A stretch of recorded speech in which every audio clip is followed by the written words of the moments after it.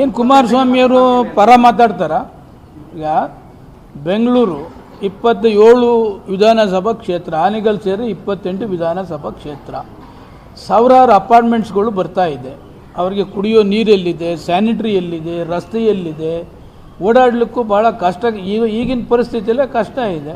ಅದನ್ನು ಬೆಂಗಳೂರು ಸೌತ್ ಅಂತ ಮಾಡಿ ಬೆಂಗಳೂರಿಗೆ ಏನೆಲ್ಲ ಆಕರ್ಷಣೆ ಆಗ್ತದೆ ಅದನ್ನು ಸ್ವಲ್ಪ ಮುಂದುವರಿತ ಮಾಡಿದ್ರೆ ಅಲ್ಲಿ ಅಪಾರ್ಟ್ಮೆಂಟ್ಸ್ಗಳು ಬರ್ತಕ್ಕಂಥದ್ದು, ಬೇರೆ ಬೇರೆ ಫ್ಯಾಕ್ಟ್ರಿಗಳು ಬರ್ತಕ್ಕಂಥದ್ದು, ಇಂಡಸ್ಟ್ರಿ ಬರ್ತಕ್ಕಂಥದ್ದು, ಆ ಥರ ಮಾಡ್ತಕ್ಕಂಥದ್ದಕ್ಕೆ ಉಪಮುಖ್ಯಮಂತ್ರಿಗಳು ಮಾಡಿದ್ದಾರೆ. ಸಾಮಾನ್ಯವಾಗಿ ಏನು ಹೊರಗಡೆ ಬಂದಂಥವರು ಬೆಂಗಳೂರು ಅಂದರೆ ಸ್ವಲ್ಪ ವಿಶೇಷವಾದ ಆಸಕ್ತಿಯನ್ನು ವಹಿಸ್ತಾರೆ.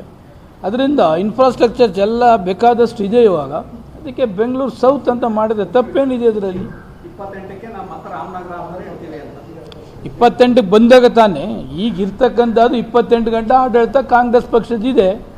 28ಕ್ಕೆ ಅವ್ರು ಬರಲಿ, ಕನಸು ಕಾಣ್ತಾ ಇರ್ತಾರೆ. 28ಕ್ಕೆ ಬಂದಾದ್ಮೇಲೆ ಮಾಡಲಿ, ಅವ್ರ ದರ್ಬಾರ್ ಬಂದಾಗ ನೋಡೋಣ, ತಗೊಳ್ಳಿ ಏನಂತ.